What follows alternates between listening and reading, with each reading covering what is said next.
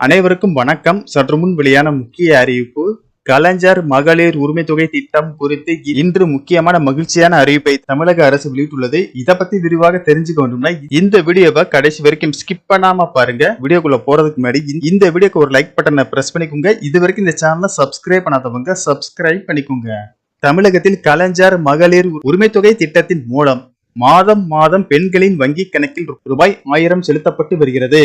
இந்த திட்டத்தின் மூலம் கோடிக்கணக்கான பெண்கள் பயன்பெற்று வருகின்றனர். இந்த திட்டத்தின் மூலம் வரும் பணத்தில் தங்களது தேவைகளை பூர்த்தி செய்து வருகின்றனர்.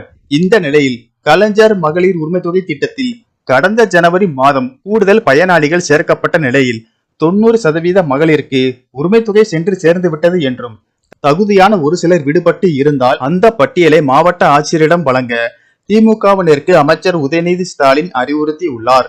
தேர்தலுக்கு பின் இவர்களுக்கு பணம் வழங்கப்படும் என்று கூறப்படுகிறது.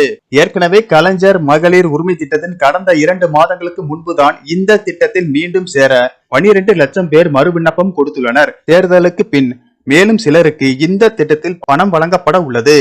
தேர்தலுக்கு பின் புதிதாக விண்ணப்பங்கள் ஏற்கப்பட உள்ளன. இந்நிலையில்தான் 105 மறுவாழ்வு முகாம்களை சேர்ந்தவர்களுக்கு இந்த திட்டம் நீட்டிக்கப்பட்டுள்ளது. ஏற்கனவே முகாமில் உள்ள குடும்ப தலைவருக்கு ரூபாய் 1500, ஏனைய நபர்களுக்கு ரூபாய் 1000, குழந்தைகளுக்கு ரூபாய் 750 மாதம் தோறும் வழங்கப்பட்டு வருகிறது. சமீபத்தில் கூட இது தொடர்பாக பிரச்சாரத்தில் பேசிய அமைச்சர் உதயநிதி ஸ்டாலின் 1 கோடி பேருக்கு இந்த திட்டத்தில் கொடுக்க வேண்டும். 1 கோடி 60 லட்சம் பேர் விண்ணப்பம் செய்தனர். 1 கோடி 16 லட்சம் பேருக்கு இப்போது கொடுக்கிறோம். இதில் கொடுக்கப்படாமல் போன மற்றவர்களுக்கும் 2 அல்லது 3 மாதத்தில் கொடுப்போம். இப்போது தேர்தல் என்பதால் கடினம், ஆனால் கண்டிப்பாக தேர்தல் முடிந்ததும் பணம் கொடுப்போம், கவலை வேண்டாம் என்று உறுதி அளித்துள்ளார்.